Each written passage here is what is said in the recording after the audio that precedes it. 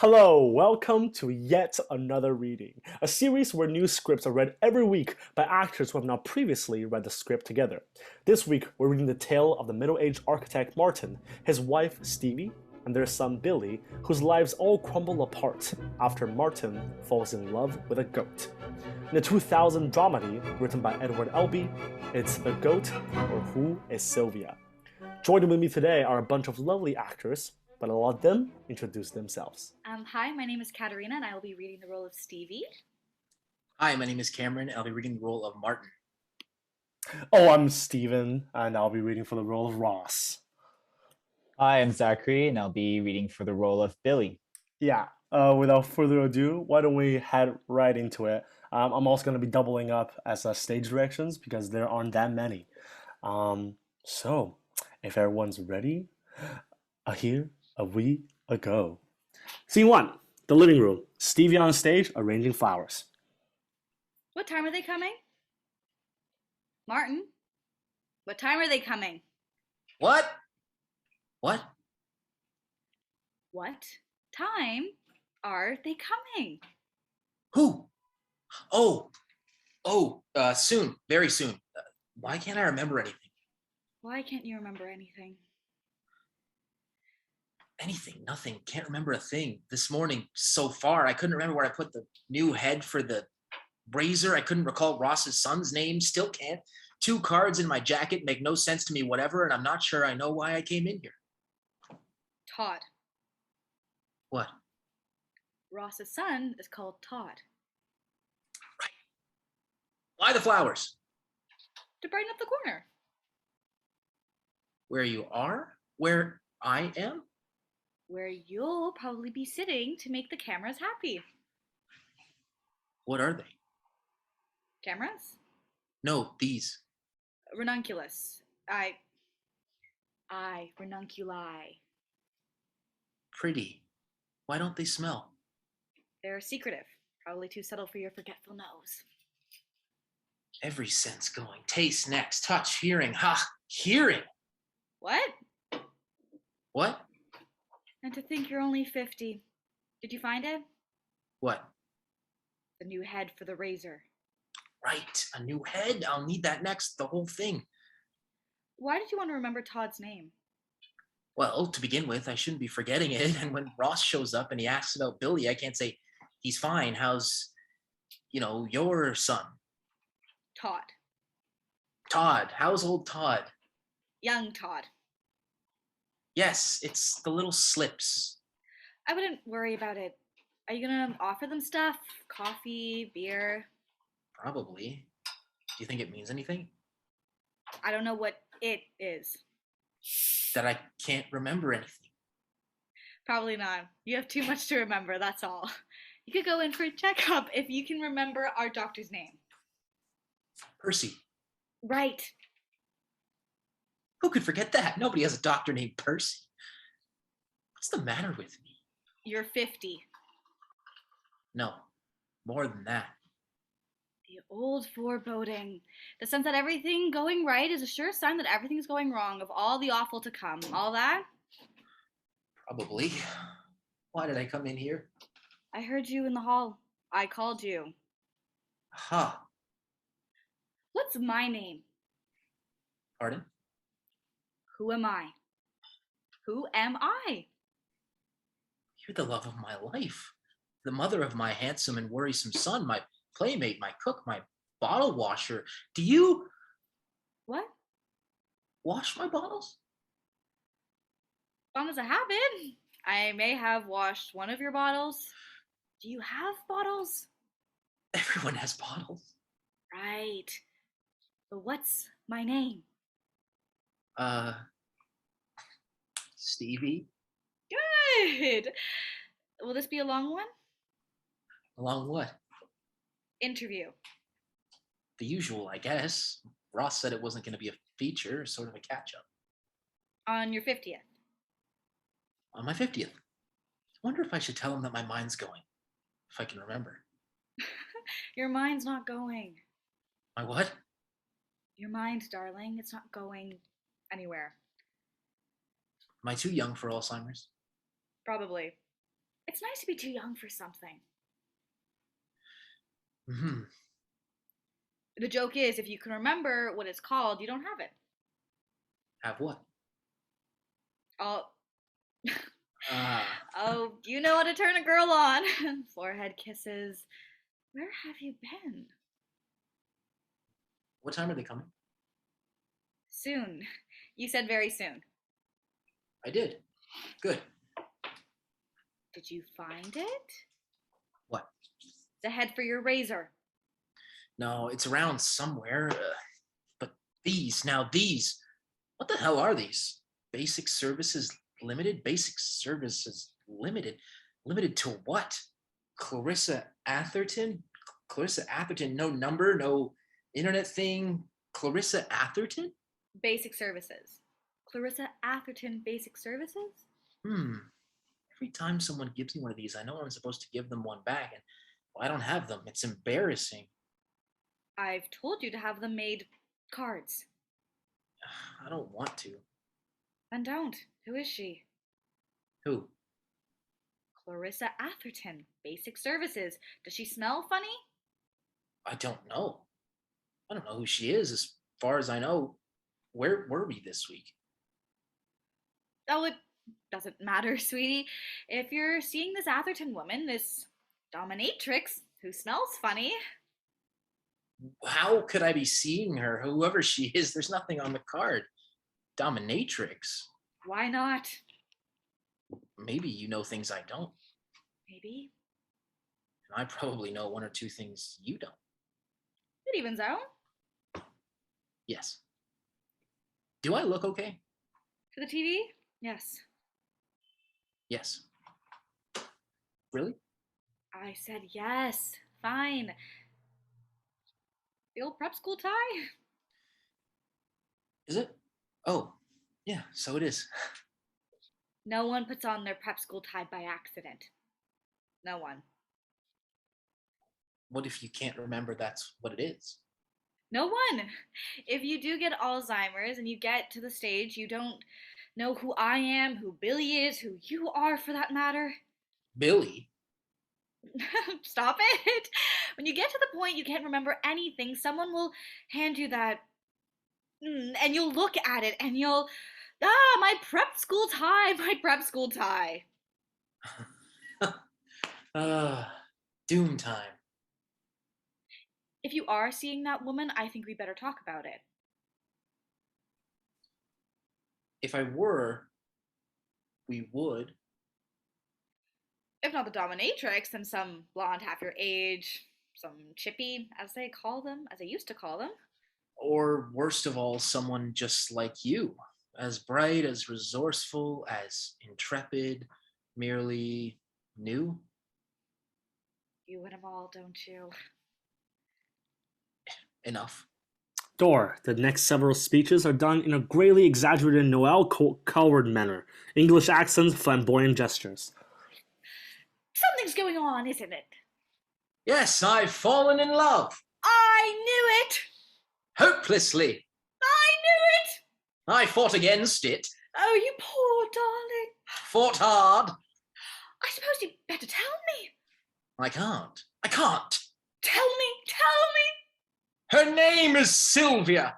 Sylvia? Who is Sylvia? She's a goat. Sylvia is a goat. She's a goat. You're too much. I am. You try to tell them. You try to be honest. What do? They laugh at you. You're too much. I suppose I am. Hey, honey! Hi, Ross. Hello there, old man. I'm 50. That's a term of endearment. Nice flowers. It is. What is? Hello there, old man. Ranunculi. Pardon? The proper plural of ranunculus, the flower, according to old Martin here. Some say ranunculuses, but that sounds wrong, even though it's probably perfectly acceptable. Aha! Well, let's move that chair over to the... whatever they are, the flowers. Are you happy in that chair? Am I happy in it? I don't even know if I've ever sat in it. Have I? Have I ever sat in it? You just did, and you sat in there last time. Ross did the program with you. That's right. Yes, but was I happy? Did I sit there and did contentment bathe me in its warm light? You got me, fella. Yes, contentment fell. You sat there, and I watched it bathe you in its warm light. I've got to go. Where are you going? Out. Are we in tonight? Yes, I think Billy's going out. Naturally. We're in. TV time. I'm getting my hair done, and then I thought I'd stop by the feed store. By what? She's going to stop by what? Nothing. Nowhere. No crew? Just me this time. The old handheld. You ready for the chair? How's old Todd? Old Todd? You know, old Todd. Oh, you mean my baby son who just last week it seems I dandled on my knee? That old Todd? Lovely word, dandled. Yes, that old Todd. Who I cannot accept having become 18. Whom? Maybe. Yes, that one. Can any of us ever? Pushing me further into middle age? Yes, that one. He's okay. I mean, he asked me last week, first time since he was 4 or something, why he didn't have a brother or a sister or whatever. Why April and I never had another kid. April, May, June, the pastel months. You name girl babies after them. Right. I told him if you do it right the first time, why take a chance on another? Did he like that one? Seemed to. Of course, I could have told him this whole graduating class got together and vowed that we would all have only one kid each, keep the population down. Speaking of which, how's Billy? How's your one and only? Oh, 17 last week. Didn't Todd come to the party? No, I guess he didn't. Real cute kid, Billy. Bright as you'd ever want. Gay as the 90s.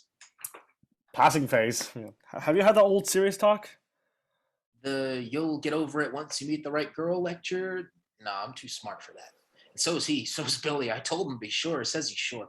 Loves it, he says. Well, of course he loves it. He's getting laid. For God's sake. Don't worry about him. Who?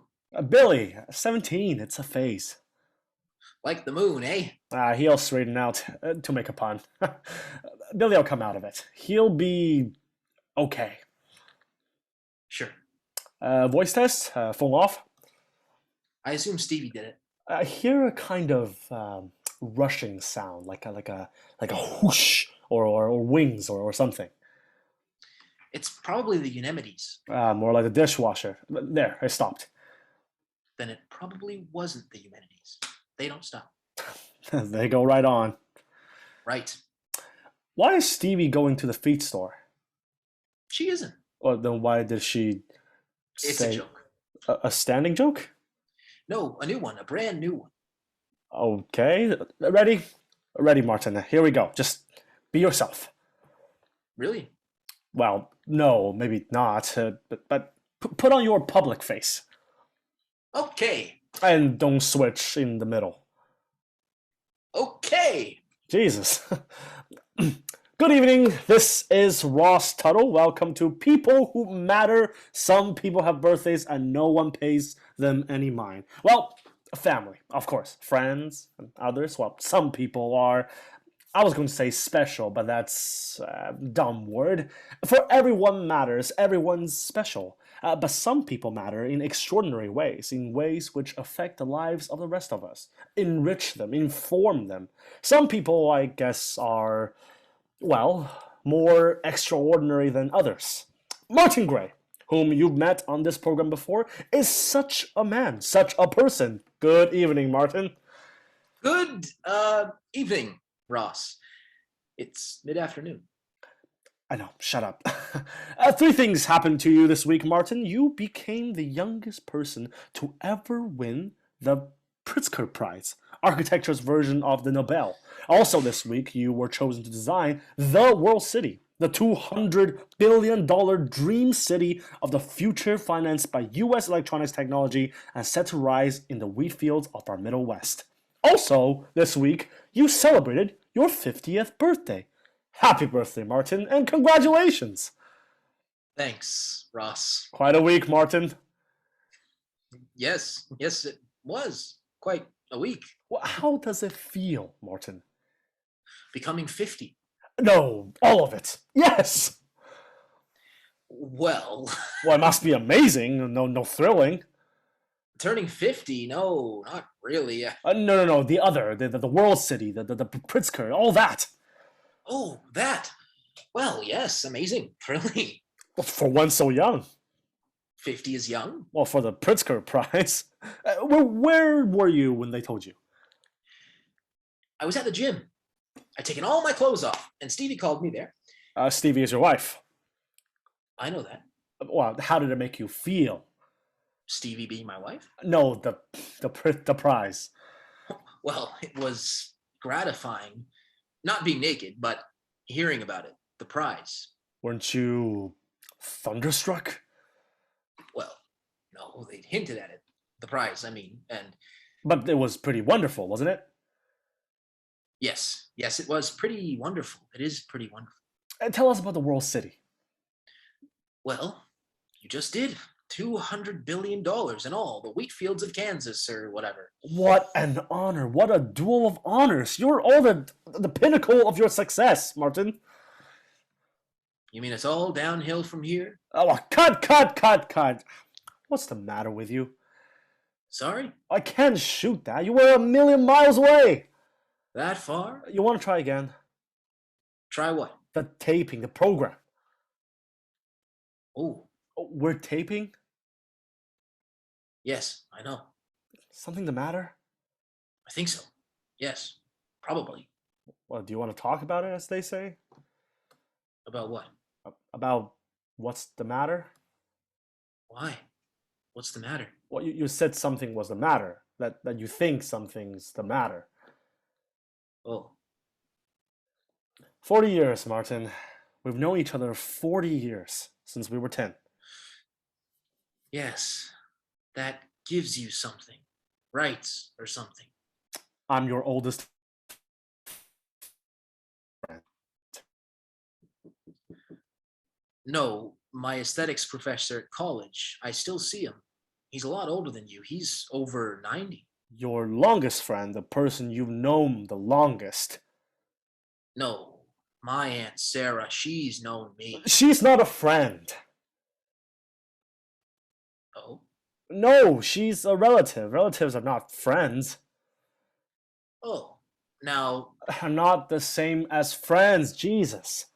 aha. Yes, well, you're right. I've known you longer as a friend than anyone. Why is that relevant? Because you're troubled, and I thought that as your oldest friend, I might be able to. I am? Is that true? You said that something was the matter. I did. Huh. Why are you so. Oh, Are you still shooting? Are you still on? no! We'll try to do it at the studio later. Sorry. Oh, can I get up now? Well, if you want to, if you're not happy. Why are you talking to me like I was a child? Because you're acting like one. I am? What, probably like most important week of your life. Really? And you act like you don't know whether you're coming or going, like you don't know where you are. Maybe it's love or something. Maybe what is? Like a child. You're having an affair. Shh. Jesus. It's okay. I mean, he's not having an affair. Jesus. Too bad you didn't bring the crew. They'd love this. Well, they know their business. And? And, Aren't you guys friendly anymore? well, they know their business. What do you want to do? Have them over for dinner? Have every crew over for dinner? No, I guess not. Why not? Hmm? Why not have them over for dinner? Oh, for God's sake, Martin. Okay. Jesus. It's just that I don't mix with. The help? You don't mix with the help. Well, what is wrong with you today? That's not what I meant, and you know it. You're a snob. I guess I've always known that. For all your left-wing proletarian background, you're a snob. Worst kind. We're best friends. Remember? Meaning, We like each other oh, more than anyone. oh, right. Yes. Who else can I be cranky with? Stevie? You know, Stevie doesn't take too well to cranky anymore. If she's developed a flaw, it's that. Don't be so cranky, Martin. Ah, pity. Well, you know. So you're in love? With Stevie? Sure. 22 years now. No, I mean, in love. Ficky fack. Humpty doodle. What on earth are you talking about, Humpty Doodle? Well, you said you were in love outside of Stevie, as I read it. Really? I don't remember. Oh, okay. Well, that does it. Where are you going? I'm gathering my things and I'm taking the left wing. And what was it? Proletarian. A proletarian cell out of here. But why? As the... Look, I came here to fucking interview you. Fine. To boost your ego even more than I have no ego. bullshit. Even more than where it is already, and you fucked that up. Fine. You say fuck a lot. Oh, you say fine a lot. Words beginning with F. Yeah. So, tell me about it. About, Your new love? oh, that. Yes. I don't know that I want to. Well, yes, you do. That I can. Try. You're persistent. Best friend? Best friend. Okay. I don't know if I ever thought that, well, that Stevie and I would be, well, no, we're not. Are you telling me about it? I'm starting to. Maybe I'm beginning to start. Oh, well, okay. As I said, it never occurred to me that anything like this would come up because we've always been good together, good in bed, good out, always honest, always considerate. I've not been unfaithful our whole marriage. I want you to know this. Never physically untrue, as they say. That's amazing. I mean, it's wonderful, but wow. Yes, wow. Oh, I've been groped in the kitchen by a cutie or two late at a party once or twice and had my hand a couple of places a couple of times, but I've never done anything. You follow? Yes, I follow. It never seemed, well, necessary either to be able to do a comparison or even for its own sake. I never needed it, I guess. Do you remember that time, that college reunion weekend, you and I decided to call that service they told us about? The gang had told us about? The Ladies' Aid Society? Yeah, and you called them And when we had a couple of bimbos over, and Bimby. yes. Oh, I remember. And you were married already. And Stevie and I were dating or going together. Or whatever. Yes, Ah, what were the names? mine was Alice, Oh, big girl. large Alice. Right. Mine was Trudy or Trixie or April. yes. April? Yes, April. Oh, shit. April's called April. Yes, she is. Shit. And we had them up to our room, two beds, two hookers. Just like when we roomed together. A kind of a reunion for the reunion. Yes, I guess so. And do you remember what happened? I don't know. What happened? I couldn't do it. Couldn't perform. Oh, yeah. You never had that problem when we were undergrads. I'd be pumping away, you pumping away in the next bed. I hadn't met Stevie. Right. That night at the reunion with large Alice. You were going with Stevie. Right. I remember. I don't know why I ever thought I wanted to. you know? No. Right. I was already in love with Stevie, and I didn't know how much.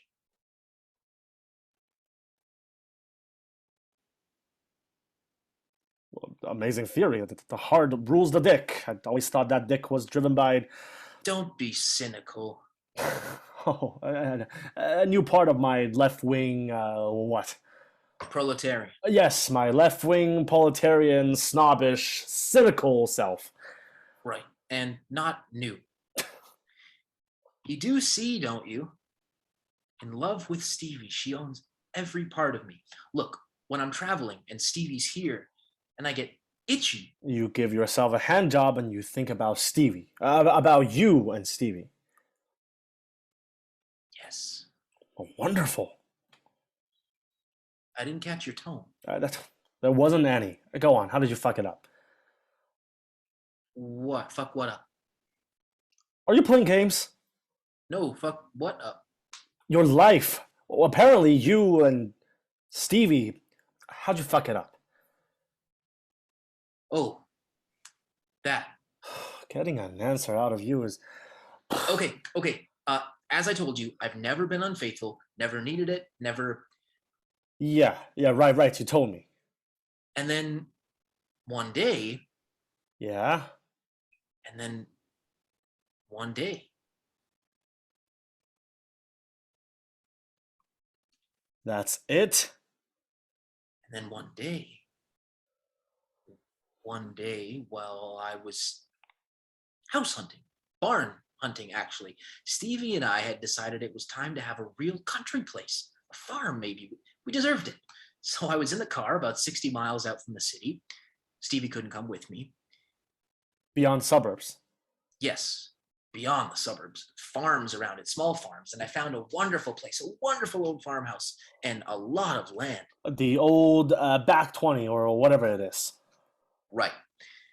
Whatever. And I called Stevie and told her she had to see it. And I put a hold on it till she could see it. And Stevie was, well, a farm, she said. But I said, wait. And the real estate guy was okay with that for a while. And I was driving out of the town back to the highway and I stopped at the top of a hill. Crest. Right. And I stopped. And the view was, well, not spectacular, but wonderful. Fall, with leaves turning and the town below me and great scudding clouds and those country smells. Cow shit and all that. New mown hay, fella. The smell of country, the smell of apples. The roadside stands with corn and other stuff piled high in baskets full of other things, beans and tomatoes and those great white peaches you only get late summer. The whole thing, right. Oh, you city boys. And from up there, I could trace the roads out toward the farm, and it gave me a kind of shiver. The ludicrous often does. Anyway, it was pretty wonderful, and I was getting back in the car, about to get back in the car, all my loot, vegetables and stuff. And it was then that I saw her, just looking at me. Daisy May. Blonde hair to her shoulders, big tits in the calico house, bare midriff, blonde down at the navel, piece of straw in her teeth. Don't understand. No? No blonde hair? No tits? No. There she was, looking at me with those eyes. And it was love. You don't understand. No? It wasn't love? No. Yes, it was love, but I didn't know it right then. How could I? Right then it was good. Right then it was good old lust, eh? Our dick starting to get big in your pants and... You don't understand. I didn't know what it was, what I was feeling. It wasn't like anything I'd felt before. It was so amazing, so extraordinary. There she was, just looking at me with those eyes of hers. And what? Did you talk to her? Did I what? Did you talk to her? Yes, I did. I went up to her, to where she was, and I spoke to her, and she came toward me, and those eyes, and I touched her face, and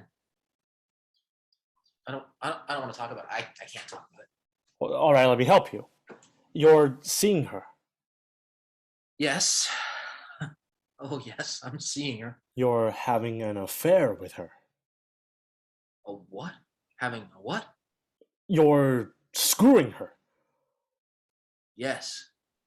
Yes, I'm screwing her. Oh, Jesus. And you're in love. That's it. You see? What is? What do I see?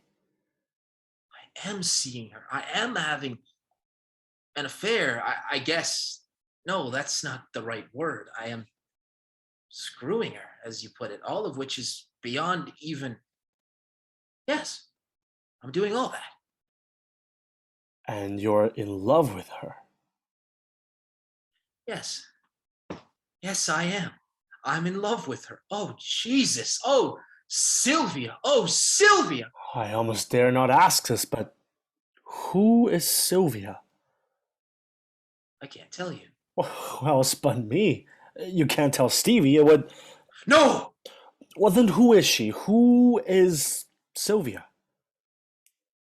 Martin goes to his wallet, brings out a photo, looks at it, hesitates, and then hands it to Ross. Not looking as he does so, Ross takes the photo, looks at it, double takes, begins a huge guffaw, which becomes a coughing. Don't laugh. Please don't laugh. This is Sylvia. Yes. This is Sylvia, who you're fucking. Don't say that. Whom? With whom you're having an affair. Yes. Yes. How long now? 6 months. Jesus, you have to tell Stevie. I can't. I couldn't do that. Well, you have to, and if you don't, I will. No, Ross. Please. You're in very serious trouble. I am? You sure are, buddy. You sure are. But, Ross, you don't This is a goat! You're having an affair with a goat! You're fucking a goat! Yes. End of scene 1. Scene 2. The living room. A day later, Martin, Stevie, and Billy. Stevie holding a letter. You're doing what? You're fucking a goat? Billy, please. Jesus Christ! Don't swear. Don't what? Don't swear. You're too young. Fuck that! Billy, your mother. You're a fucking goat, and you tell me not to swear? You know, your own sex life leaves a little to. All right, you two. At least what I do is with persons. I said, all right, you two. Goat fucker. Fucking fuck. I said all right. Fucking faggot.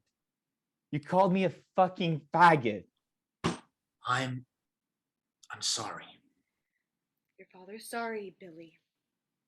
I'm sorry. You're gay, and that's fine, and I don't give a shit what you put where. I don't care one way or another, is what I mean. Yeah, sure. I said your father's sorry for calling you a fucking faggot because he's not that kind of man.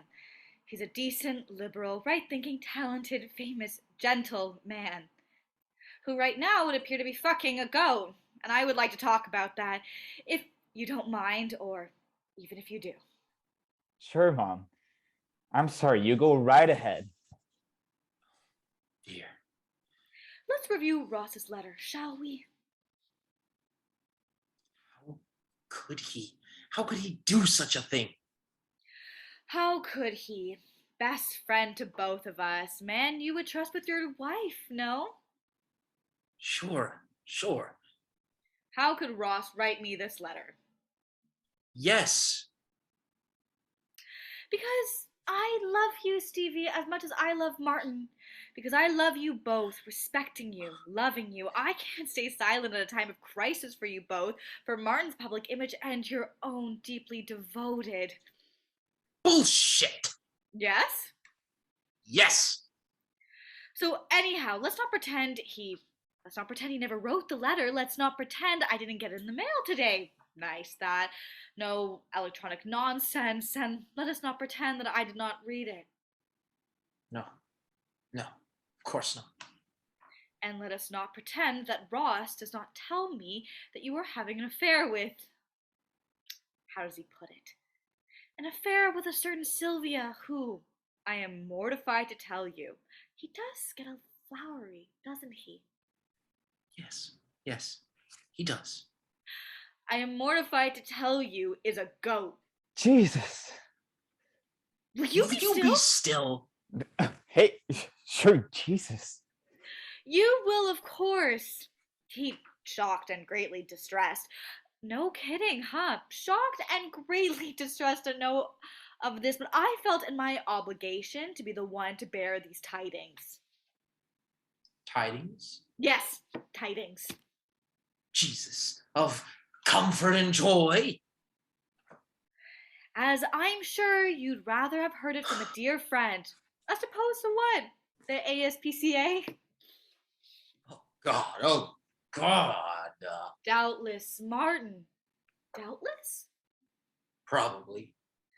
Doubtless Martin will tell you all I have not, all I cannot. What are friends for, eh? Oh, Dad. Poor Dad. What? Nothing. So now will you tell me all that Ross has not, cannot, after you tell me what friends are for, of course. Stevie. Stay away from me. Stay there. You smell of goat. You smell of shit. You smell of all I cannot imagine being able to smell. Stay away from me. I love you. Jesus. You love me. Let's see if I understand the phrase. You love me. Yes. But I'm a human being. I only have 2 breasts. I walk upright. I give milk only on special occasions. I use a toilet. You love me. I don't understand.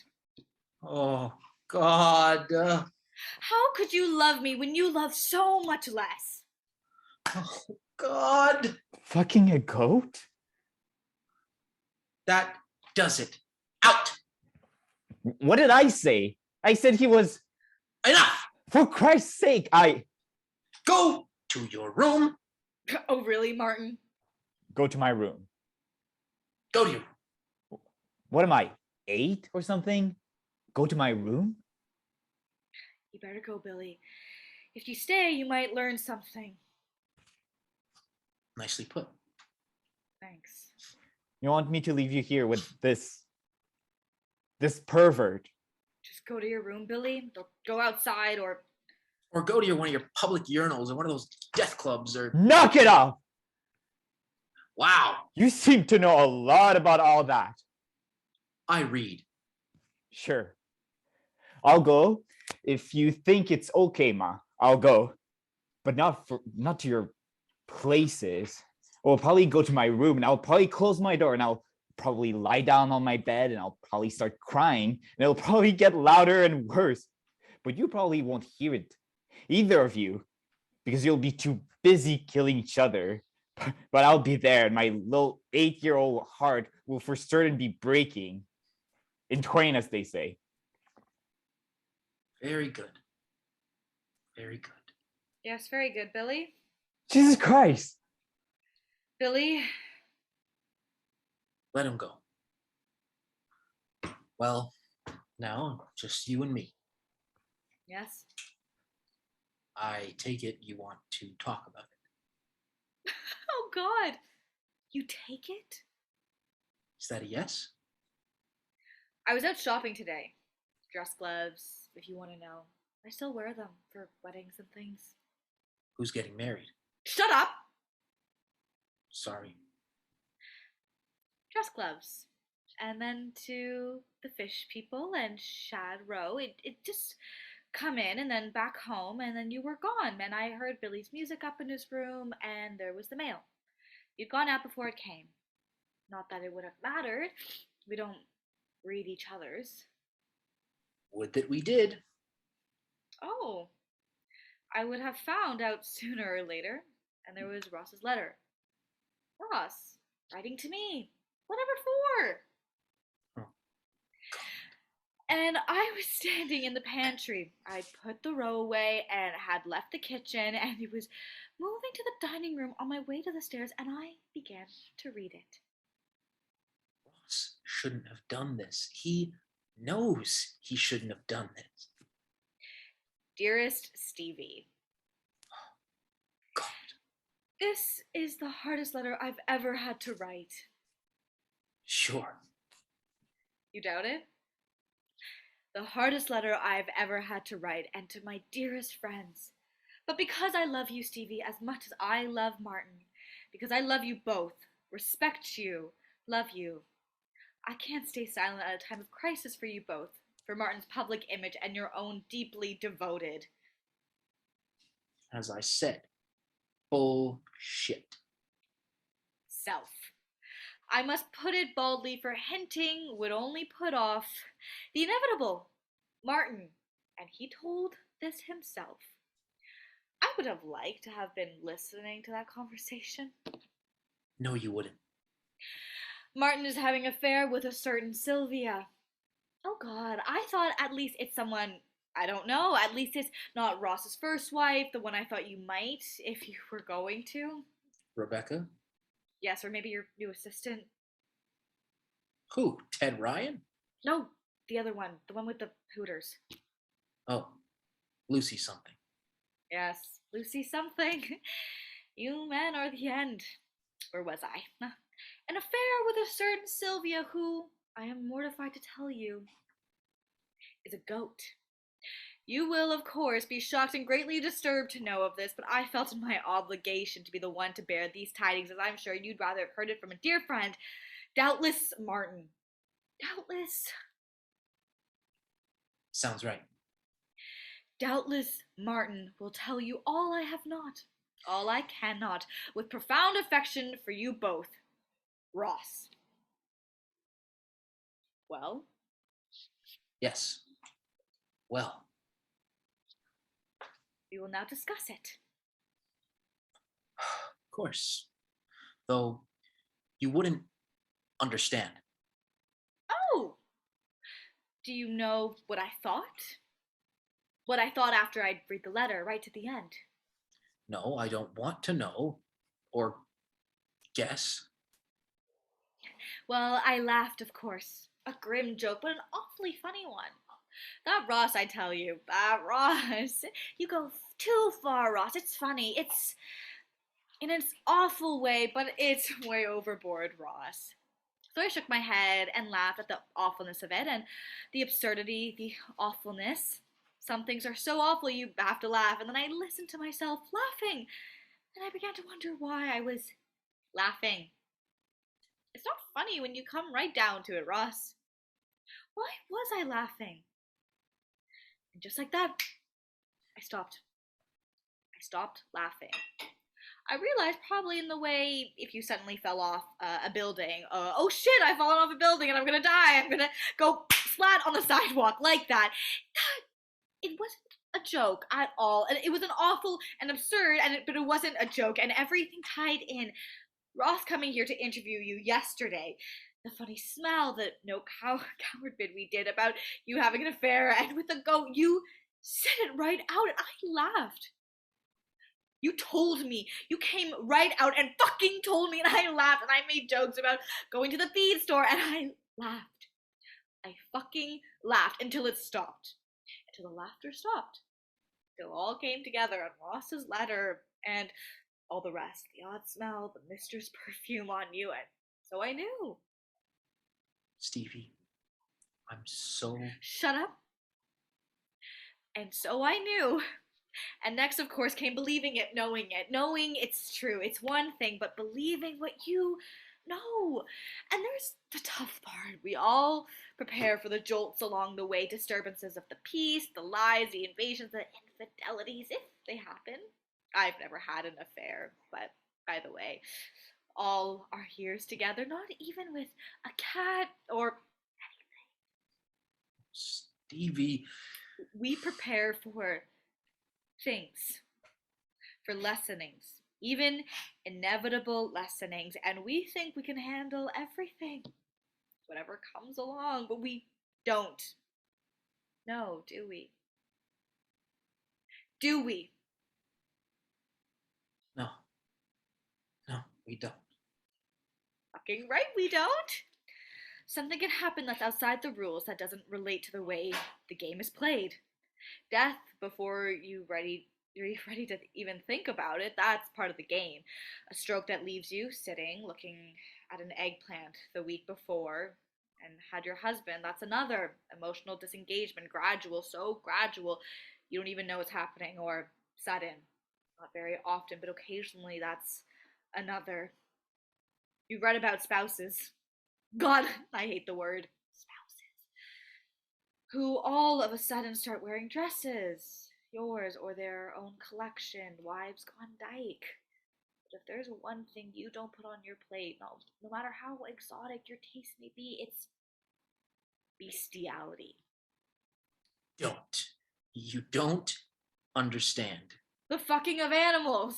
No, that's one thing you haven't thought about. One thing you've overlooked as a byway of the road of life, as the old soup has it. Well, I wonder when he'll start cruising livestock. I might ask Mother when Dad did it, or how she handled it.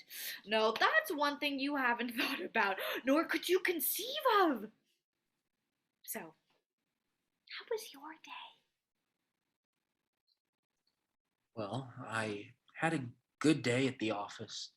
Made the design for the World City even larger than, Oh, good.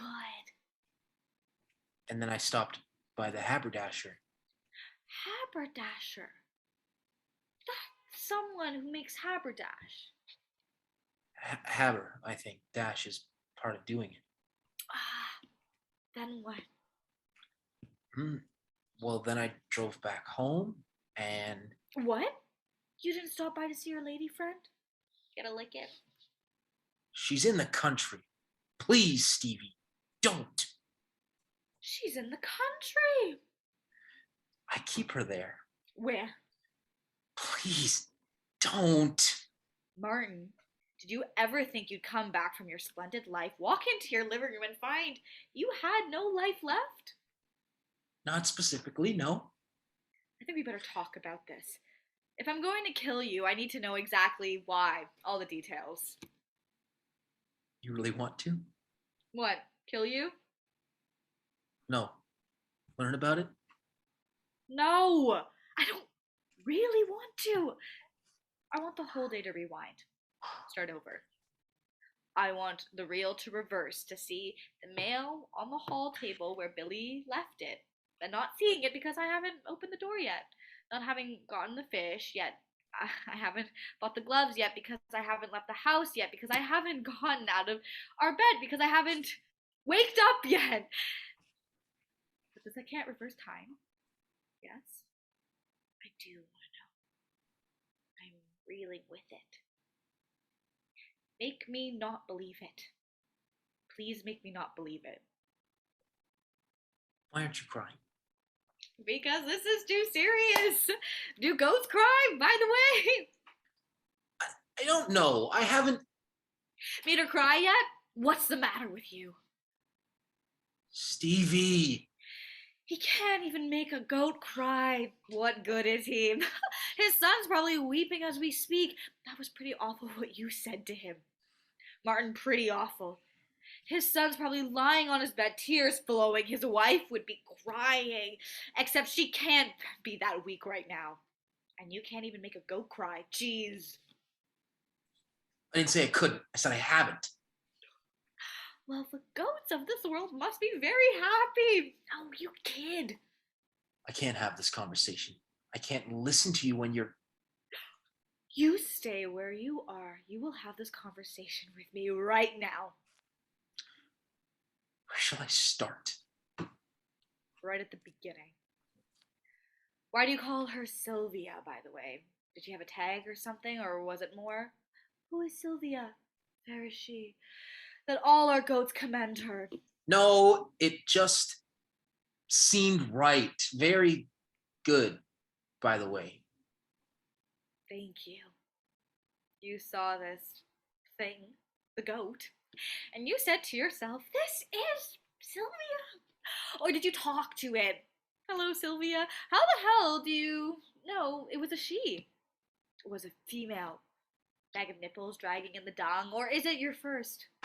She is my first. She is my only, but you don't understand. You, Oh, I'm trying not to throw up. well, if that's the way you. No, tell me. All right. As I said to Ross, As I said to Ross, no. Not as I said to Ross to me, as you say to me. in any event, No, not in any event. No, this event. as I said to Ross. Very well, as you said to Ross. Thank you.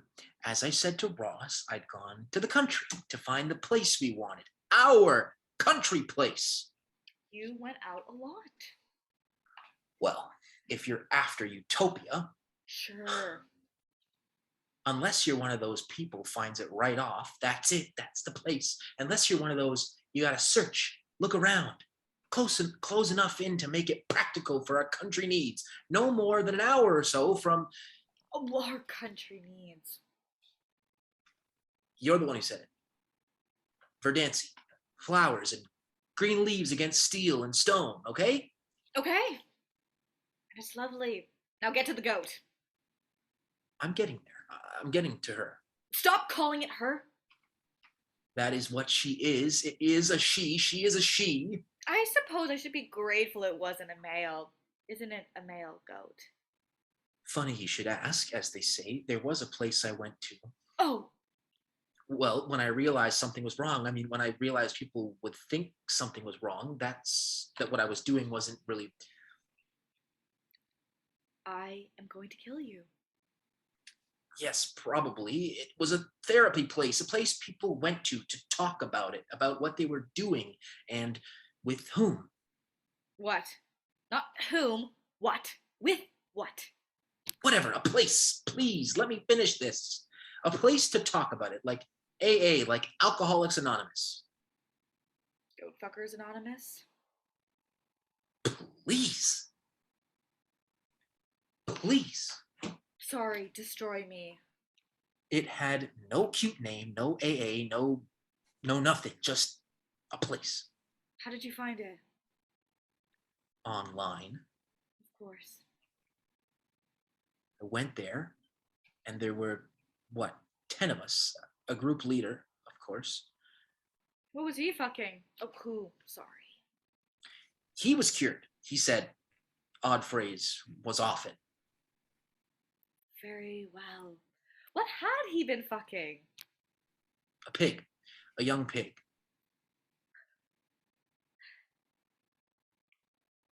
Go on. Is there going to be a lot of that? Probably. You don't want Billy down here.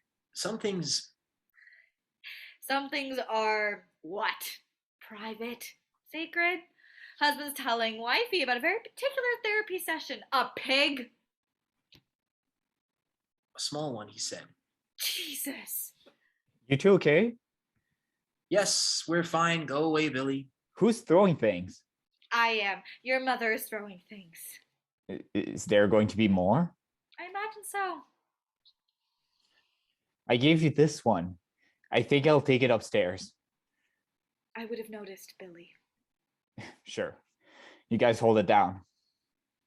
I would have. I think I would have.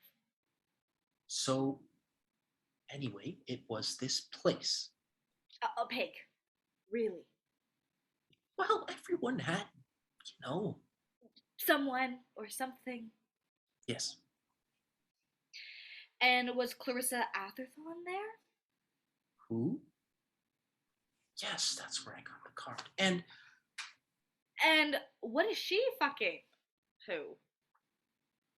a dog, I think. Stevie finds a vase, crashes into the floor. A dog, you think? Why would she lie? Why would anyone there lie? Damned if I know. So I went there, and Did you all take, well, the friends with you, your pigs, your dogs, your goats, your... no, We weren't there to talk about them. We were there about ourselves, our problems, as they called them. The livestock was all happy, you mean? Well, no, there was this one. Goose, I think it was. Shall we go outside? Get on with it. All right. There was this one goose. Not geese, not pigs, not dogs, goats. The subject is goats. The subject is a goat. The subject is Sylvia. No. Don't. Please, just listen. Sit and listen. All right, I'm listening. I said, most of the people there were having problems, were ashamed, or what is the word? Conflicted, were needed to talk about it while I went there, I guess, to find out why they were all there. Pardon? I didn't understand why they were there, why they were all so unhappy. What was wrong with being in love like that? There's so much I have to explain. Go. You must promise to be still. Sit there and please listen, and then maybe when I've finished, just listen, please. How could I not? I went there because I couldn't come to you with it. Oh? Well, think about it. I suppose you're right. And most of them had a problem, had a long history. The man with the pig was a farm boy, and he and his brothers, when they were kids, just did it naturally. It was what they did with the pigs, or piglets, perhaps. That wasn't clear. Naturally, of course. Are you agreeing? No, just get on with it. It was what they did. Maybe it was better than. And then with each other, or their sisters, or their grandmothers. You've got to be kidding. No one got hurt. Duh! We'll talk about that. You bet we will. Most of them had a reason. The man with the pig, more a matter of habit than anything else, I guess. Comfort, familiarity. Jesus. Though he was off it, cured, as he put it, which I found odd. Of course. I mean, if he was happy. Stevie knocks over the small side table where she is sitting, never taking her eyes off Martin. Oops. When he was doing it, I mean, must you? Though I suppose he wasn't, no longer was happy. You mean you didn't ask him? No, I didn't. The lady with the German Shepherd. Clarissa.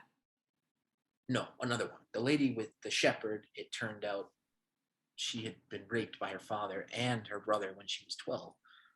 Or so, continually raped. One watching the other, she told us. And so she took it up with a dog. Yes, it would seem. The man with the goose was hideously ugly. I could barely look at him, and I suppose he thought he could never, Do I? try and imagine. I doubt I can. Try. So ugly. No woman, no man would even think of doing it with you. Ever. One in the hand, and etc. But a goose? Not everyone is satisfied that way. One in the hand, no matter. And I was unhappy there, for they were all unhappy. My goodness. And I didn't know why. Really? I think we've hit upon why I'm going to kill you. There's something else I want you to understand. Oh, something else! It's something I told Ross. Not him again. He is my best friend. Oh, and I thought I was. I told him that in all our time together, yours and mine, all our marriage, I've never been unfaithful. Huh? Never in all our years. Oh, early on, one of your friends would grope me in the kitchen at a party, or I love my friends. They have taste. never unfaithful. Never once. I've never even wanted to. We're so good together, you and I. A perfect fit, eh? Yes. You'd never imagine that marriage could be so perfect. Yes. I mean, no, I hadn't. Great sex, great cook, even does windows. Be serious. No, it's too serious for that. Fuck you, by the way. Never once. People looked at me, said, "What's the matter with you? Don't you have any, lust?" And sure, I said, "I got plenty." All for Stevie. La-di-di fucking da. Listen to me. Yes, sir. Yes, sir. All the men I knew were having affairs, seeing other women, and laughing about it at the club, on the train. I almost felt like a misfit. Like, what's the matter with you, Martin? You mean you're only doing it with your wife? What kind of man are you? You men must be fun together. Odd man out. I only wanted you. And I have something to tell you. Oh, no. Don't tell me that you've been with... Hush. In all our marriage, I've never wanted anyone but you. Oh, Stevie. My mother told me we were really good friends. I'm sorry you never knew her. I am too. We talked together like sisters. By God, we talked the night away. Two girls talking. We were that good friends, but she wanted to keep me very level. She said to me, "I never told you this. Be sure you marry someone you're in love with. Deeply and wholly in love with. Be careful who you fall in love with because you might marry him. Your father and I have the best marriage anyone could possibly have," she said to me, over and over. Be sure you do too. Stevie, Be careful who you marry, she said to me. And I was. I fell in love with you. No, I rose into love with you. And have, what? Cherished you all these years. Been proud of all you've done. Been happy with our funny son. Been, well, happy, I guess that's the word. No, I don't guess. I know. I've been happy. Look at me, Mother. I've been married.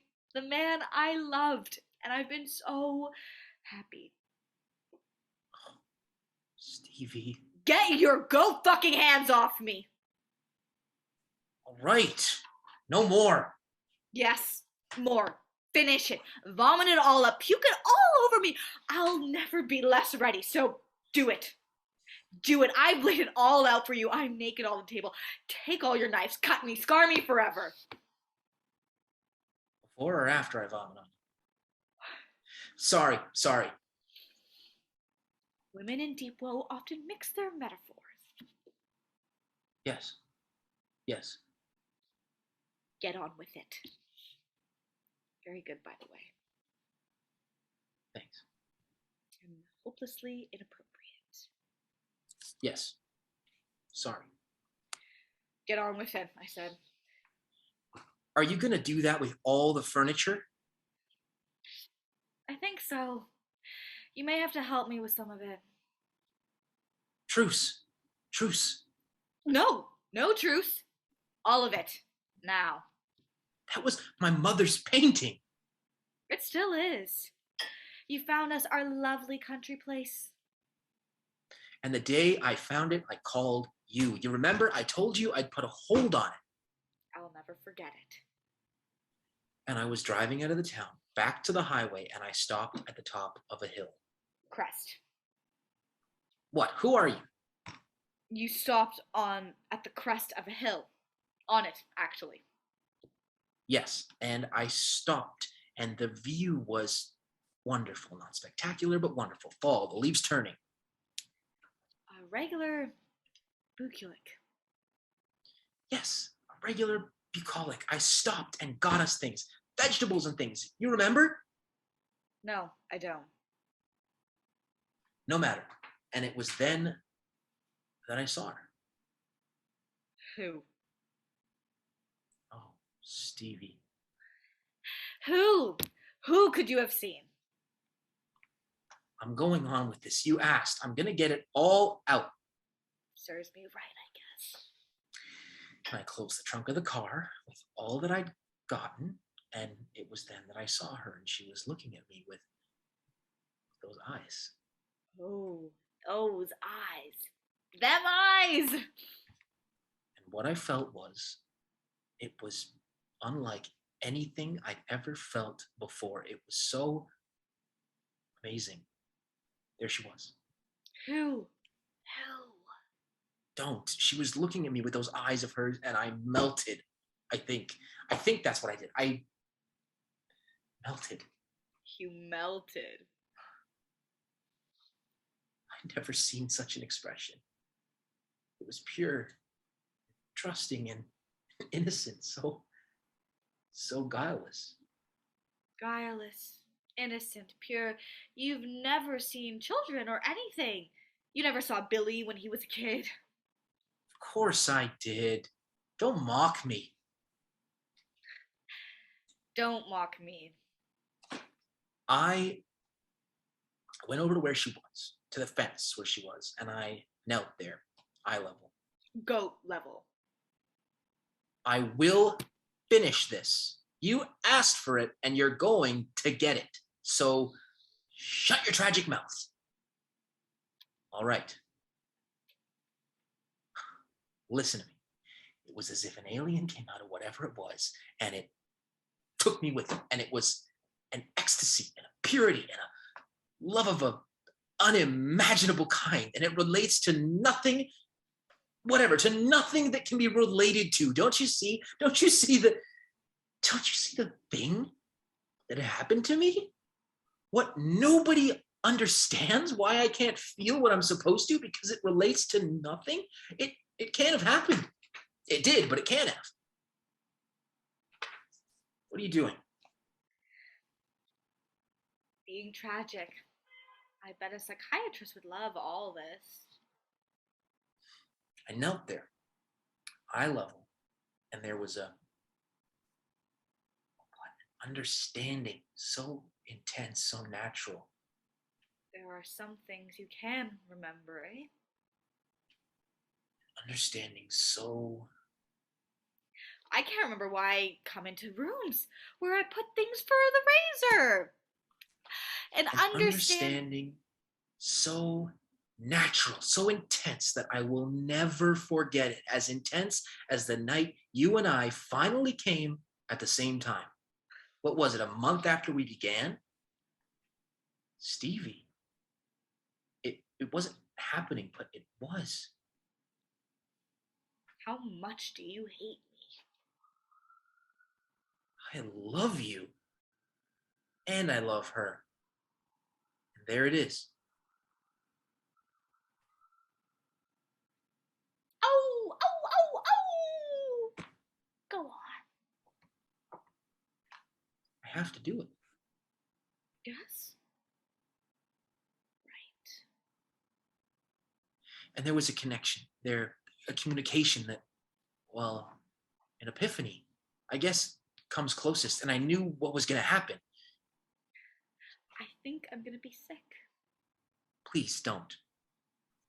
Epiphany. And when it happens, there's no retreating, no holding back. I put my hands through the wires of the fence. And she came toward me, slipped her face between my hands, brought her nose to mine at the wires, and nuzzled. I am a grown woman. I am a grown, married woman. Nuzzled. Nuzzled. Her breath. Breath was so sweet, warm, and... Go on. Tell the grown-up married woman. I hear Billy. Are you hitting her? What the fuck? We're redecorating, honey. No, he's not, by the way, hitting me. I'm hitting myself. I hear you two. I'm up there and I hear you. Stop it! Jesus God, stop it! We will, Billy. We're not quite done. Go away, Billy. Go out and play. Go out and... Leave the house. Leave us alone. But... Do what your mother says. Go out and play. Make mud pies. Climb a tree. If I come back and I find you've hurt her, I'll. Mud pies? Well, whatever. What will you do if he comes back and finds you've hurt me? When he comes back and finds you've hurt me. What? Down from the trees, hands all muddy. Nothing. You were in the middle of your epiphany. Yes. God, I wish you were stupid. Yes, I wish you were stupid too. Epiphany. Yes. It was at that moment that I realized That you and the fucking goat were destined for one another. she and I were gonna go to bed together. To stall together. To hay, not to bed. Whatever. That what could not happen was going to. That we wanted each other very much. That I had to have her. That I. Now stop it! Let me finish.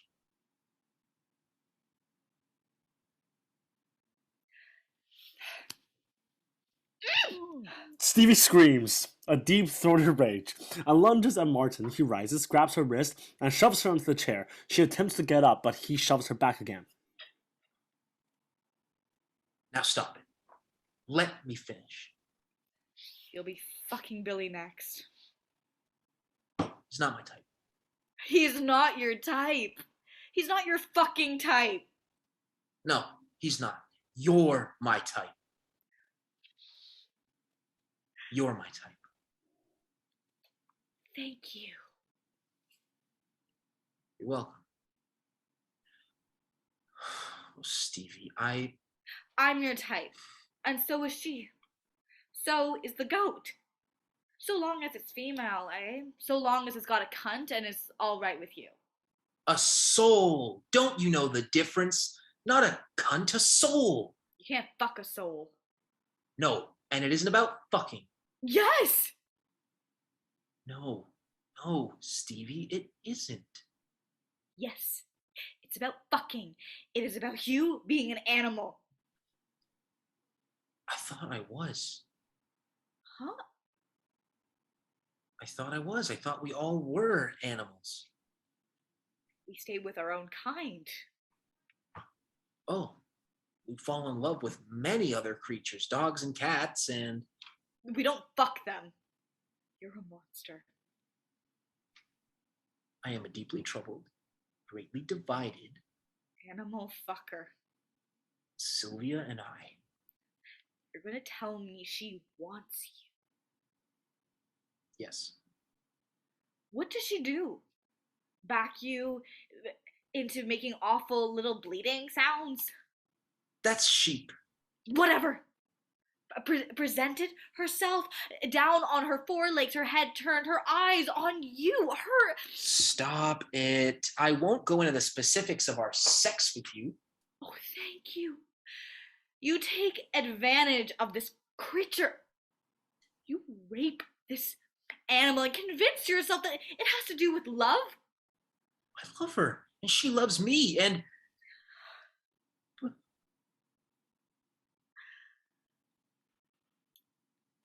A huge animal sound. Rage sweeps the bookcase of whatever is on it, or overturns a piece of furniture. Silence. Then starting quietly, building. Now you listen to me. I've listened to you. I've heard you tell me how much you love me, how you've never wanted to be with another woman, how we've been a more perfect marriage than chance would even allow. We're both too bright for most of the shit. We've been deep and awful humor if things go over the heads of most people. We see what's hideously wrong in what most people accept as normal. We have both the joys and the sorrows of all that. We have a straight line through life, right all the way to dying. But that's okay, because it's a good line. So long as we don't screw up. I know. Shut up! so long as we don't screw up. And you've screwed up. Stevie, I said shut up. Do you know how you've done it? How you've screwed up?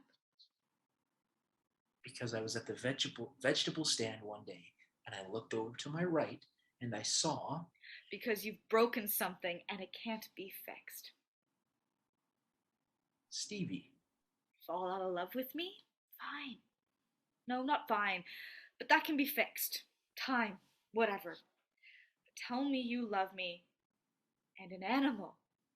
Both of us equally, the same way that you go from my bed, our bed.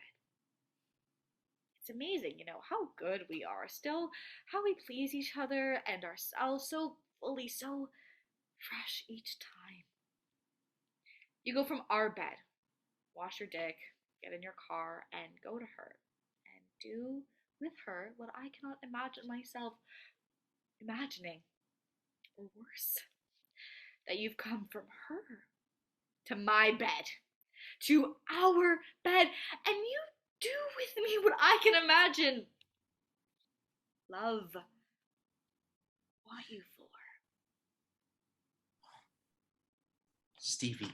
That you can do these two things and not understand how it shatters the glass, how it cannot be dealt with, how stop and forgiveness have nothing to do with it, and how I am destroyed.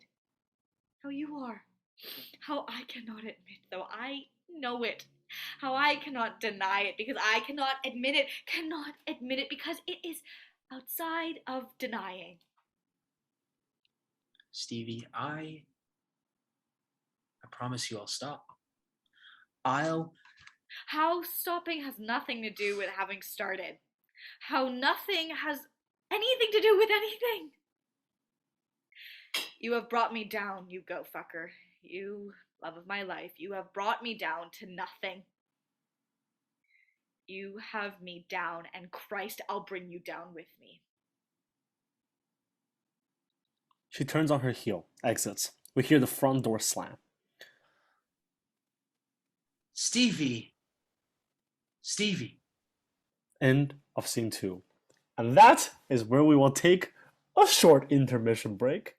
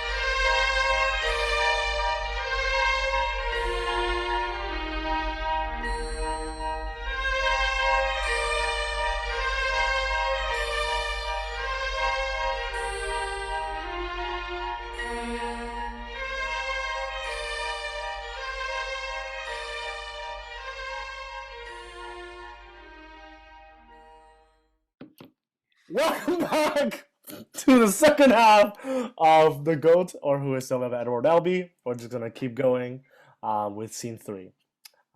So here we go. Scene 3. An hour or so later, Martin is sitting in the ruins. Maybe he is examining a broken piece of something. The room is as it was at the end of the scene 2. The front door slams, Billy enters, Martin rises and stands in the middle of the room. Wow. Yes. Wow. You guys really had it out, huh? Oh, yes. Where is she? Who? My mother. Where is my mother? Where is my mother? Not mother, where's mother? Not that, but where is my mother? Whatever. Where is she? Where is my mother? I Where is she? What did you do? Kill her? yes, I think so. What? Stop. No, I did not kill her. Of course not, but I think I might as well have. I think we've killed each other. Where is she? I don't know. What do you mean you don't? She left. What do you mean she left? Where? Stop asking me what I mean. She said she wanted to say. She finished and she left. She slammed the front door and left. I assume she drove somewhere. Yeah, the wagon's gone. Where is she? She left. I don't know where she is. It's English. She left. It's English. No, I did not kill her. Yes, I think I did. I think we killed each other. That's English too. One of your courses. I know who you are. I know you're my father. I know who you are, and I know who you're supposed to be, but... You too? Huh? You don't know who I am anymore? No. Well, neither does your mother.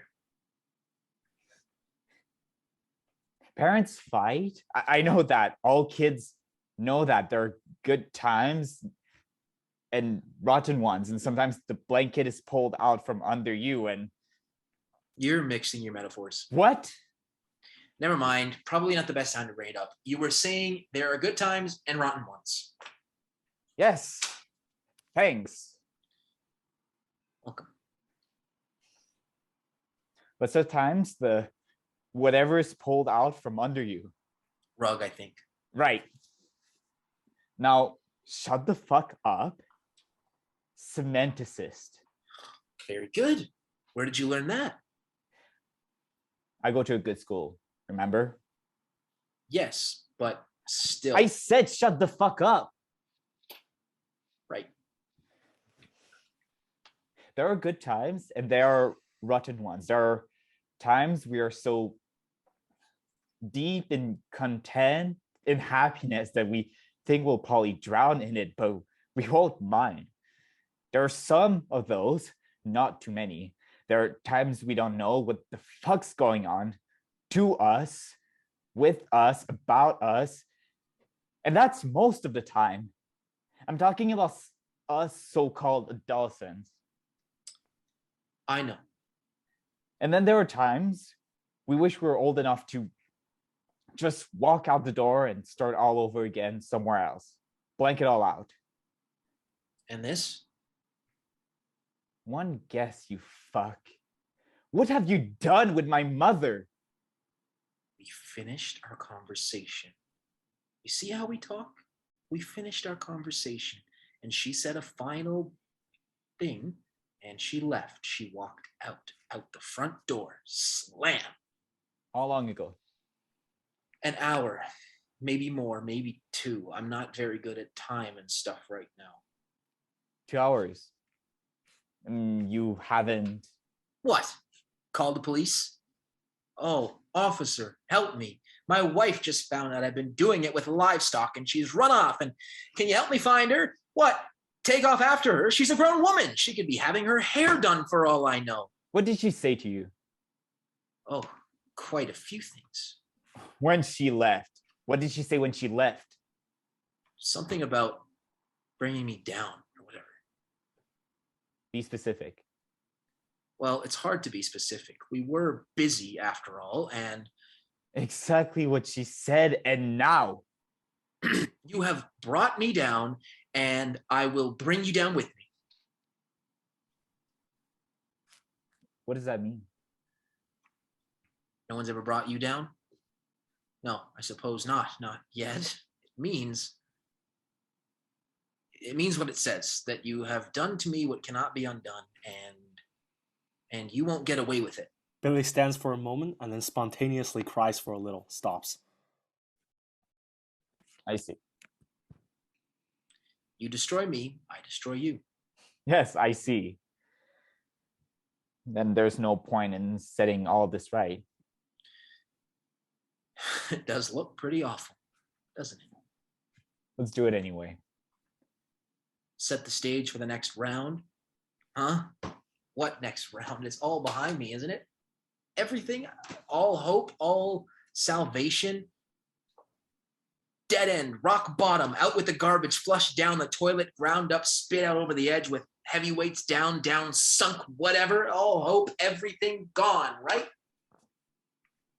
Whatever.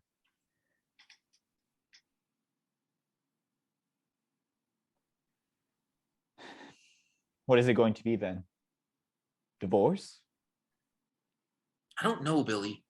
I don't know that there are any rules for where we are. Beyond all rules, eh? I think so. I wouldn't know. I guess I've never been in love yet. I mean, oh, lots of crushes and all.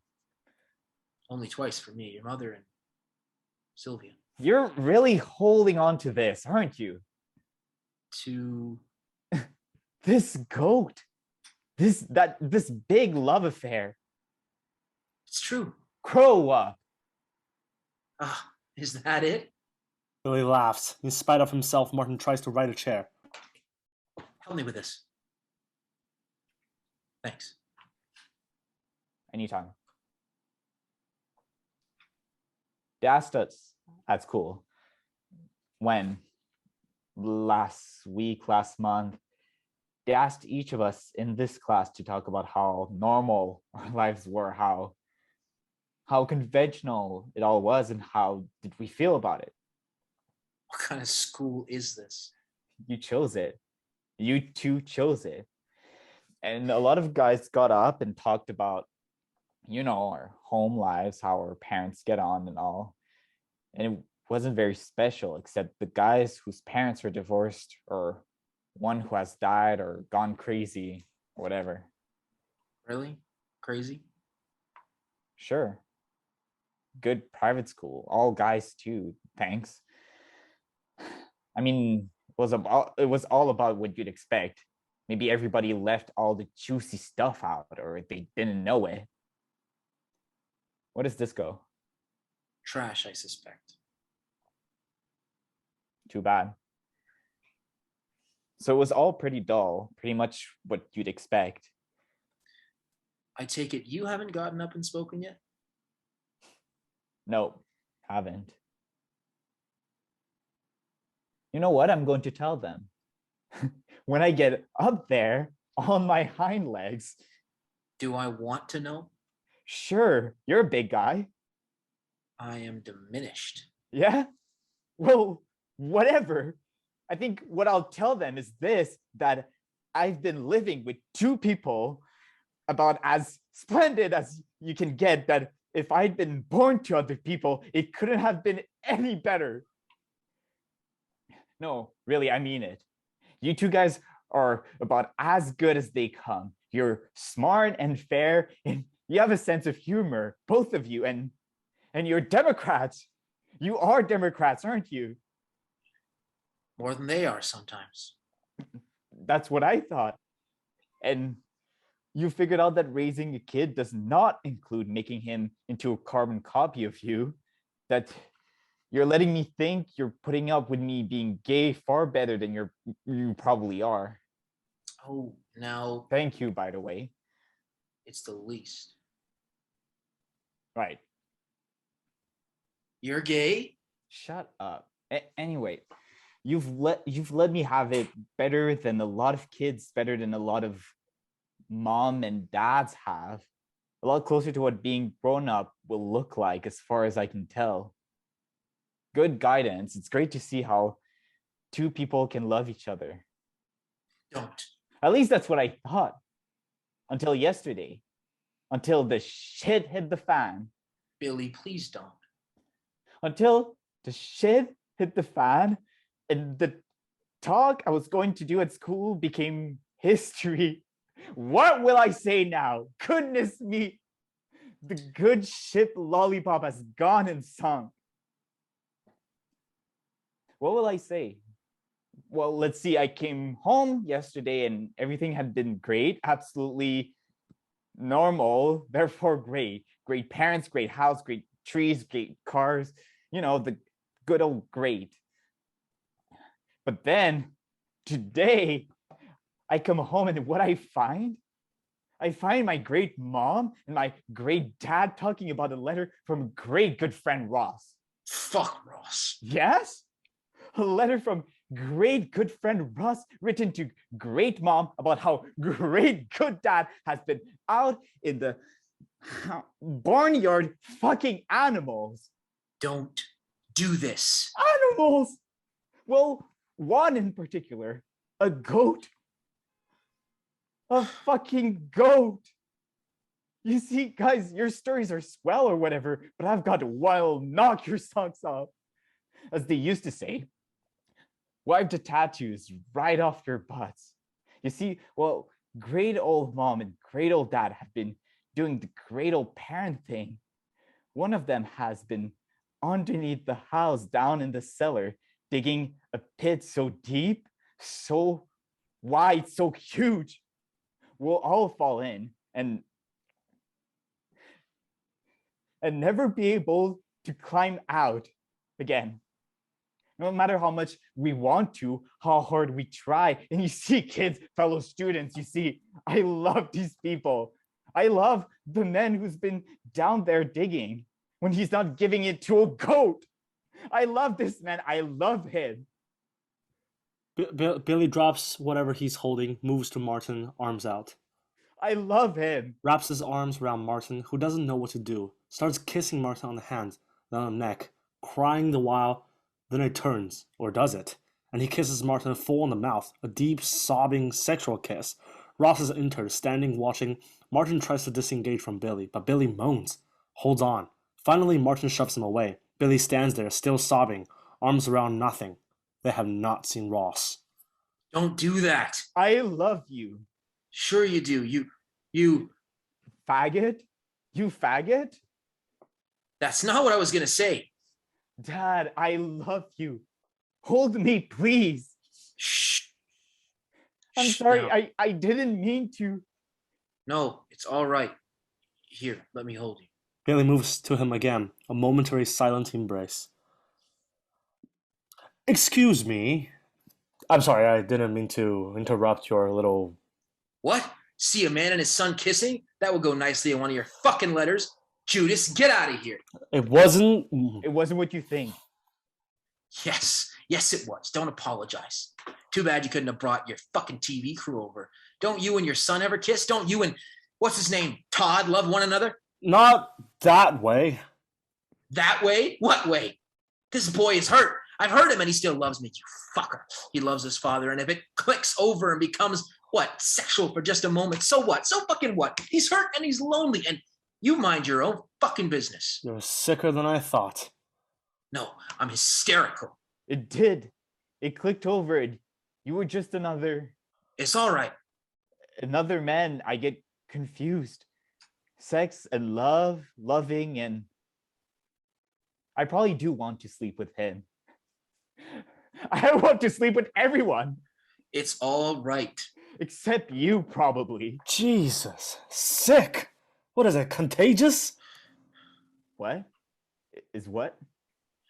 There was a man told me once, a friend. We went to the same gym. He told me he had his kid on his lap one day, not even old enough to be a boy or a girl, a baby, and he had it on his lap, and it was gurgling at him and making giggling sounds, and he had it with his arms around it. in his lap, shifting it a little from side to side to make it happier, to make it giggle more. And all at once he realized he was getting hard, Jesus. Oh my God. that the baby in his lap was making him hard, not arousing him. It wasn't sexual, but it was happening. Jesus. His dick was rising to the baby in his lap, his baby, his lap. And when he realized what was happening, he thought he would die. His pulse was going a mile a minute. His ears were ringing loud, very loud, and he was going to faint. He knew it. And then the moment passed, and he knew it had all been an accident, that it meant nothing, that nothing was connected to anything else. His wife came in, she smiled, he smiled, and handed her the baby, and that was it. It was over. Things happen.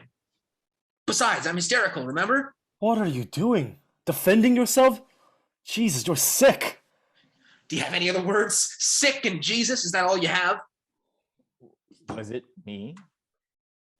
Was it me, Dad? Was the baby me? Hush. Was it? So what do you want here now, motherfucker?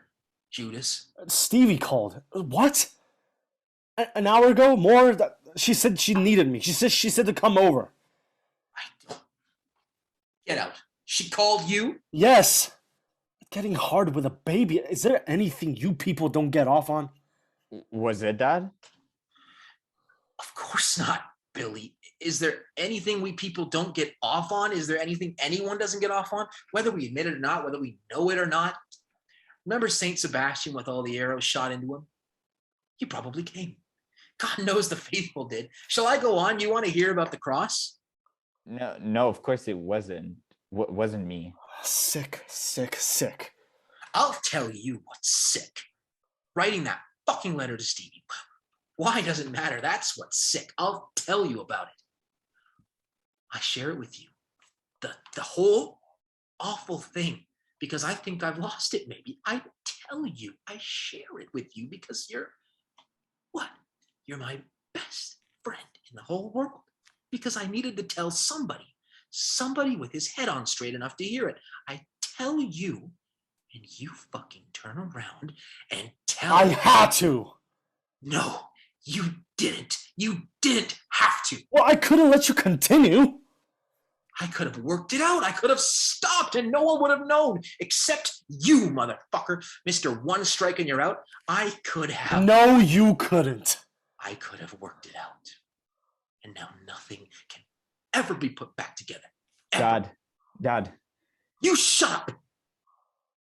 Oh God, I'm sorry.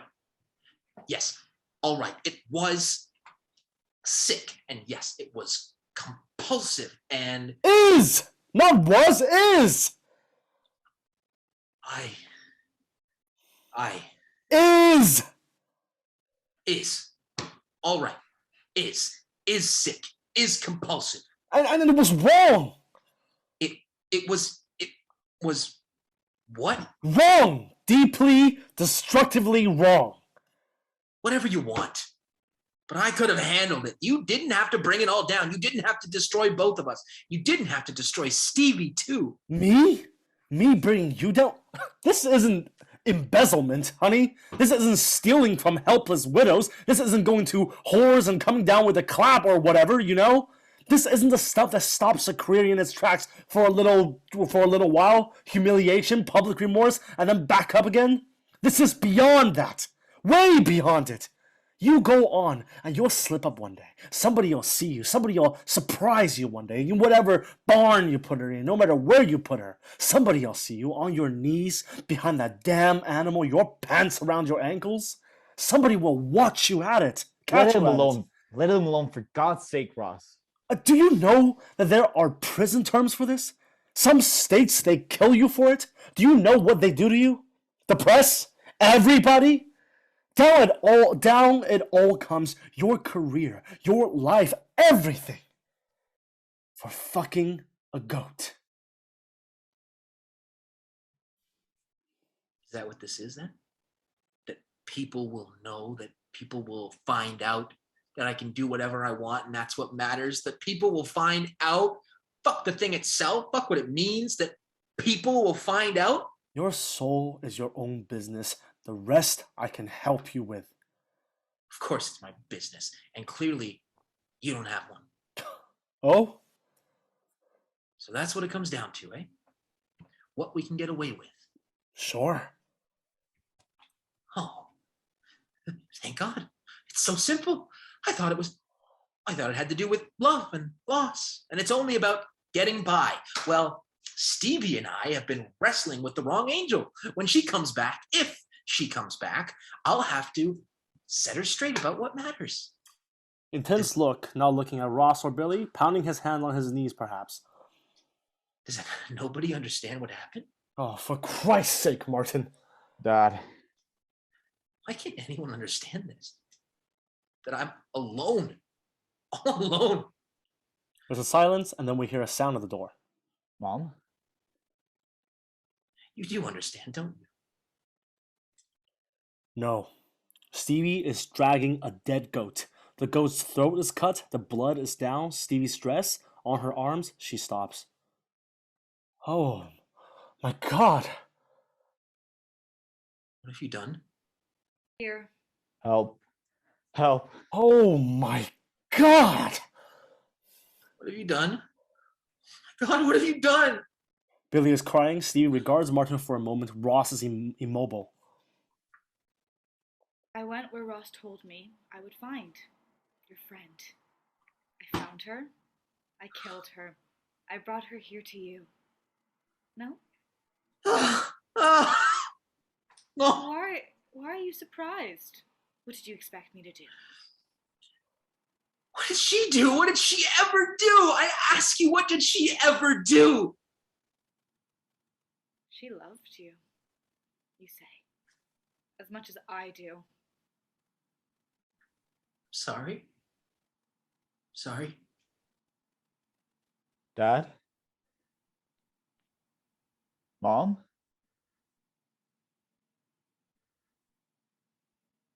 End of play. That was The Goat, or Who is Sylvia, by Edward Albee. With that said, that is the end of this reading. Thank you for tuning in, and we'll see you at the next reading. Bye!